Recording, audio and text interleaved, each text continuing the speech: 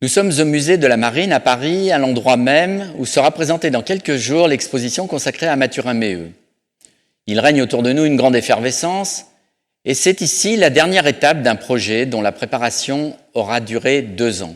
Toute sa vie, Mathurin Méheut a dessiné, a engrangé des croquis qu'il appelait ses documents, source future de ses travaux d'illustrateur et de décorateur. À sa suite, nous sommes allés aussi nous documenter. Nous avons exploré certains des lieux qu'il a fréquentés en Bretagne, depuis Lamballe, la ville où il est né, et où le musée qui lui est consacré conserve une grande partie de ses œuvres.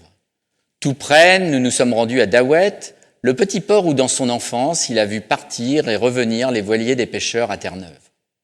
Nous sommes allés à Roscoff, là où tout a commencé, où il a eu la révélation de la faune et de la flore marine auprès des scientifiques du laboratoire de biologie. Nous avons arpenté le pays bigoudin où il était allé se ressourcer au lendemain de la Grande Guerre. Nous sommes allés dans ses ports de prédilection dont il aimait l'animation des quais et des cafés. Saint-Guénolé ou bien sûr Douarnenez, la ville des chaloupes sardinières et des langoustiers mauritaniens, où des charpentiers de marine perpétuent leur savoir-faire sur le site même où il les a décrits dans les années 40 quand il préparait le livre « Vieux métiers bretons ». Nous avons arpenté les grèves où il observait la récolte du goémon au pied du phare d'Eckmühl.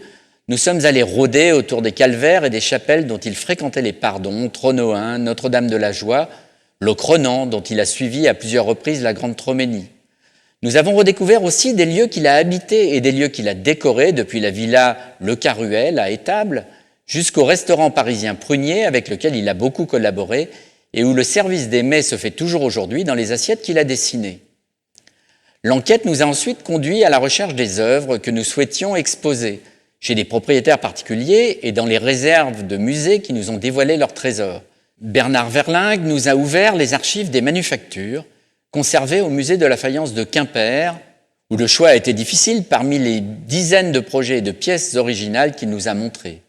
Au musée de Lamballe, la sélection a été encore plus ardue, par exemple parmi les centaines de croquis faits pendant la Première Guerre mondiale. Christelle Rosé et Elisabeth Even nous ont guidés à travers le classement des œuvres multiples enfermés dans les réserves du trop petit musée.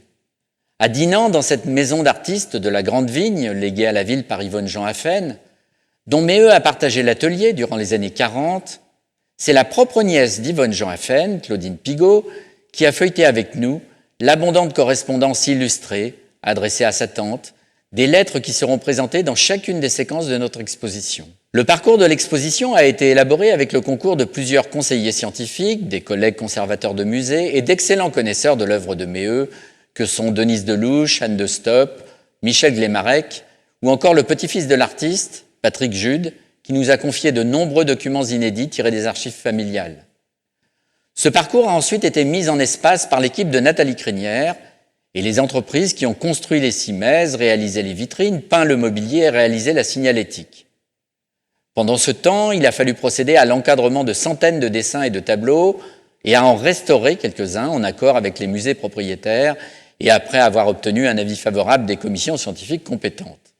Allègement des vernis, restauration de couches picturales et surtout restitution de montages de bonne qualité permettant de bonnes conditions de conservation des œuvres. Les premières œuvres sont arrivées, elles ont été déballées, nous avons procédé au constat d'état et nous commençons à les accrocher. Dans quelques jours, nous recevrons les premiers visiteurs. Ce sera le nouveau chapitre d'une aventure que nous avons décidé de partager avec vous en réalisant un web documentaire qui vous permettra de prolonger votre découverte de l'artiste qui était Mathurin Méheut, ainsi que les coulisses de l'exposition. Rendez-vous sur le site du musée, www.musée-marine.fr.